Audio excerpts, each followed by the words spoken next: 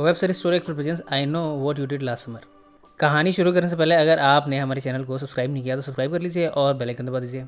अगर ये वीडियो पसंद आए तो लाइक का बटन दबाना ना भूलें। इस कहानी की शुरुआत होती है नॉर्थ कैरोलिना के एक खूबसूरत बीच से।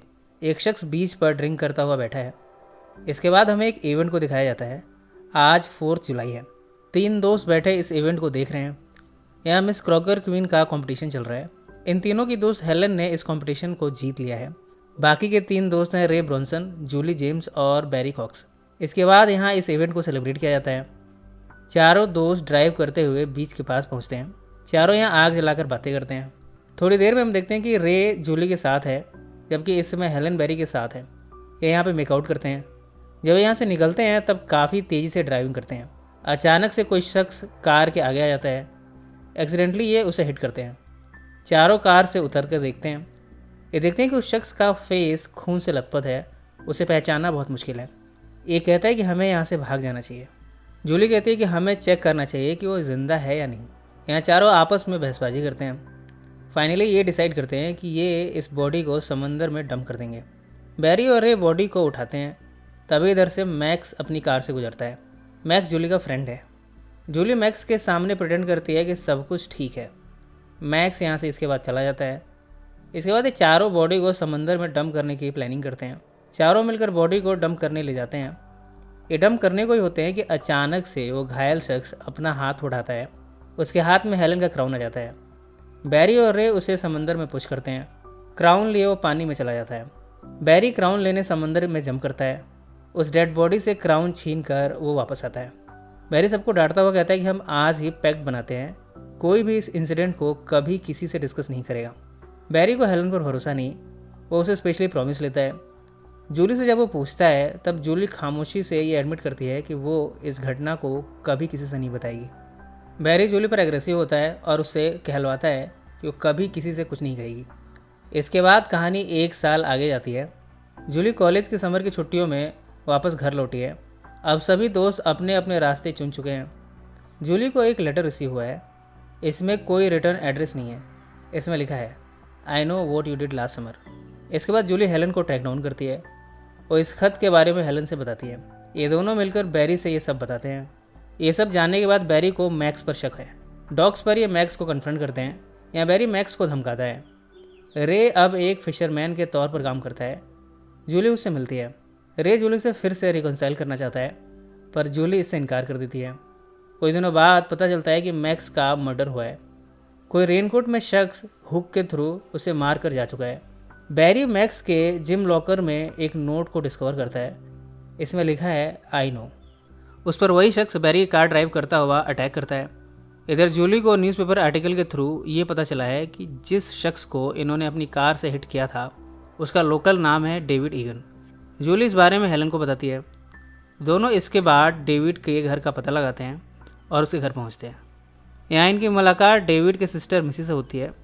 मिसी कहती है जब डेविड की मौत हुई तब हमारी फैमिली पूरी तरह बिखर गई। डेविड का दोस्त बिली ब्लू मुझे सांत्वना देने आया था। इसी रात तो किलर छिप कर हेलन के घर में घुसता है और उसके बालों को काटता है। इस समय हेलन सो रही है। किलर हेलन के वैनिटी मिरर पर लिपस्टिक से लिखता है सून। अगली सुबह जूली मैक्स की डेड बॉडी को देखती है। वो देखती है कि उसकी बॉडी पर बैरी की चोरी की हुई जैकेट रखी हुई है। वो ये समझ नहीं पाती कि उसके कार के ट्रंक में ये बॉडी कैसे आई। जब वो बाकियों को बुलाती है तब तक ये बॉडी गायब हो चुकी है। जूली हेलेना और बैरी को लगता है कि इन सब में रे का हाथ है। वो रे को कन्फ्रंट करते हैं। रे कहता है मुझे खुद ही थ्रेटनिंग लेटर्स रिसीव हुए हैं। इसके बाद जूली वापस मिसी से मिलने आती है। आज 4 जुलाई की परेड है। इसमें बैरी और हेलन इस परेड में शिरकत कर रहे हैं। मिसी जूली से कहती है डेविड पर आरोप है कि उसने सुसाइड किया था। उसकी गर्लफ्रेंड सुशी विलिस की डेथ हो गई थी। इस सदमे को वो झेल नहीं पाया और गिल्ट में आकर उसने खुद को ही मार लिया। मिसी डेविड के सुसाइड नोट को भी दिखाती है। जूली इस नोट को गौर से पढ़ती है। वो पाती है कि जो नोट उसे रिसीव हुआ था उसकी और इस नोट की हैंडराइटिंग मैच करती है। जूली ये फिगर आउट करती है कि ये नोट कोई सुसाइड नोट नहीं है बल्कि मारने की धमकी है। कुछ दिनों बाद क्रॉकर ब्यूटी पेजेंट पर हेलन देखती है कि बैरी को कोई बालकनी में मार रहा है। पुलिस अफसर के साथ वो सीढ़ियों के ऊपर की तरफ तेजी से जाती है, पर यहाँ उसे बैरी या फिर किलर का कोई भी साइन नहीं मिलता। पुलिस अफसर हेलन को घर पहुँचाता है। पुलिस अफसर के साथ हेलन घर पहुँचती है। तभी यहाँ किलर आता है। वो पुलिस ऑफिसर को एली में फंसाता हुआ और उसे वहीं मार देता है। हेलेन भागते हुए अपने स्टोर पर जाती है। यहाँ उसकी सिस्टर एल्सा स्टोर को क्लोज करने को है। इतने में किलर स्टोर के अंदर घुसता है। यहाँ वो एल्सा को मर्डर कर देता है। हेलेन यहाँ से भागती है। किलर उसका पीछा करता है। हेलेन बिल्डिंग के 3rd फ्लोर पर पहुँचती है। विंडो के थ्रू वो एस्केप कर जाती है।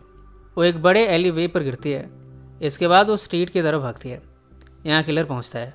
वो उसे यहाँ स्लैश करके मार देता है। वो चिल्लाती है, पर इस समय परेड के शोर की वजह से उसकी आवाज़ कोई नहीं सुन पाता। इधर जूली को एक आर्टिकल मिला है। इसमें डेविड की गर्लफ्रेंड सुशी के फादर बेन विलिस का जिक्र है। यहाँ जूली को ये रियलाइज़ होता है कि वास्तव में बेन वो शख्स था जिसे इन्होंने 1 साल पहले कार से हिट किया था। अपनी डॉटर का बदला लेने के लिए बेन ने डेविड को मारा और फिर उसके कुछ लम्हों बाद वो इनकी कार से टकरा गया। जूली डॉग पर रे को इस बारे में बताने जाती है। रे कहता है कि उसे जूली की बातों पर भरोसा नहीं। जूली नोटिस करती है कि रे के बोट का नाम है बिली ब्लू। ये वही नाम है जिसका जिक्र मिसी ने किया था। उसने कहा था कि बिली ब्लू, जो कि डेविड का दोस्त था, वो उसे सांत्वना देने आया था। इसके बाद हम देखते हैं कि एक फिशरमैन शैडो से बाहर आता है और यहाँ रे को बेहोश कर देता है। जूली आकर बोट में छिप जाती है। बोट में उसे कुछ फ़ोटोज़ और आर्टिकल्स मिले हैं। ये उसके और उसके दोस्तों के बारे में है। इसमें सुशी की भी पिक्चर्स हैं। इतने में बोट डॉक से चलने लगती है। यहाँ इस फिशरमैन का खुलासा होता है, ये सुशी का फादर वेन विलिस है। और यहाँ जूली को टॉर्चर करना शुरू करता है। जूली भागती है। वो भागते हुए डॉग के नीचे गई है। यहाँ कुछ बॉडीज़ को देखती है। इन्हें वो अनकवर करती है। बोट के आइस बॉक्स में यहाँ हेलेन और बैरी की बॉडी रखी है। इधर रे होश में आता है। वो एक मोटर बोट चुराता है। वो जूली को बचाने जाता है। वो बोट पर पहुँचा है। यहाँ वो रिगिंग्स का इस्तेमाल करता है। इसे वो बेन को इससे हिट करता है। जूली और रे यहाँ से भागते हैं। बेन उठकर फिर से रे पर अटैक करता है। रे नीचे गिर जाता है। बेन जूली को कन्फ्रंट करता हुआ कहता है, तुम लोगों ने गलती की है, तुम्हें सज़ा मिलेगी। जूली कहती है कि वो सब एक्सीडेंट था। बेन कहता है कि किसी को हिट करके उसे वहीं छोड़ देना ये एक्सीडेंट नहीं बल्कि क्राइम है। तभी रे रेगिंग्स के थ्रू बेन पर अटैक करता है। बेन रस्सी के सहारे हुक में फंसता है और ओशन में गिर जाता है। इसके बाद रे जूली से अपने प्यार का इजहार करता है। दोनों एक दूसरे को हक करते हैं। पुलिस ऑफिसर आकर इनसे पूछता है कि आखिर ये शख्स इन्हें क्यों मारना चाहता था। ये कहते हैं कि इन्हें कुछ नहीं पता। पुलिस की टीम को बेन का कटा हुआ हाथ मिला है। ऑफिसर कहता है कि बॉडी भी जल्द ही मिल जाएगी। इन सब बातों को 1 साल हो चुका है। जूली अब बॉस्टन के कॉलेज में है। जब वो शावर लेने जाती है, वो एक वर्ड नोटिस करती है, I still know. Shower door पर यह नोट जूली पढ़ती ही है कि एक डार्क फिगर डोर से जूली पर अटैक करता है।